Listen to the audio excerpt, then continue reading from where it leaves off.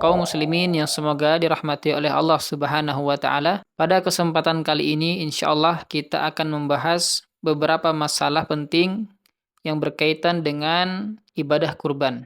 Langsung saja kita mulai pada masalah yang pertama. Manakah yang lebih utama, berkurban menggunakan sepertujuh sapi ataukah berkurban dengan satu ekor kambing? Apakah yang lebih afdol sapi kolektif 7 orang ataukah satu ekor kambing untuk satu orang?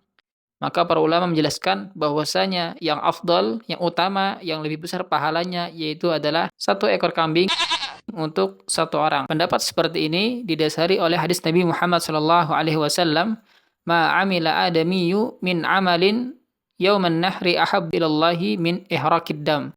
Artinya, semakin banyak hewan yang dialirkan darahnya, maka semakin afdal, semakin dicintai oleh Allah Subhanahu wa taala. Dan ini juga telah dibahas oleh Al-Imam Syirazi bahwasanya yang lebih afdal yaitu adalah kambing untuk satu orang dibandingkan dengan sapi untuk sepertujuh orang ataupun onta untuk sepertujuh orang.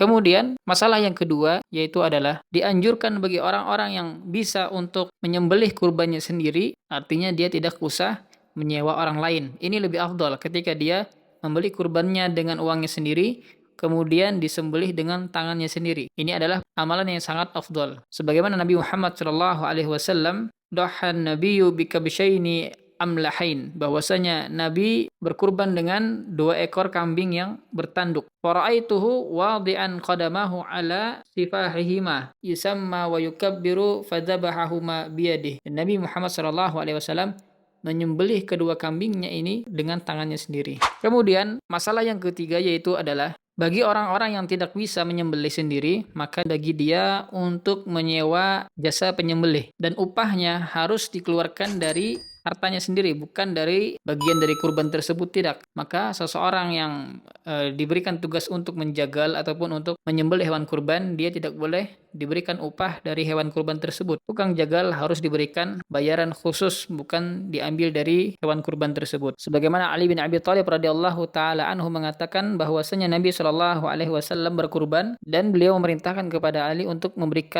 mensedekahkan daging-daging kurban tersebut dan membayar upah pada tukang jagalnya dengan harta yang terpisah, bukan dibayar dengan bagian dari hewan kurban tersebut.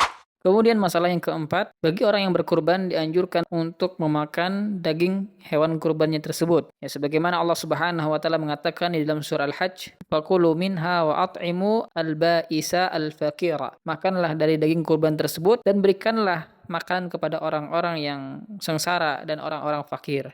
Kemudian masalah yang kelima yang berkaitan dengan usia hewan kurban. Artinya ketika hewan kurban tersebut tidak sampai pada usia tertentu, maka tidak sah dijadikan hewan kurban. Untuk domba paling tidak usianya 6 bulan. Adapun kambing Jawa maka usianya paling tidak 1 tahun. Kalau sapi paling tidak 2 tahun. Kemudian kalau onta paling tidak 5 tahun.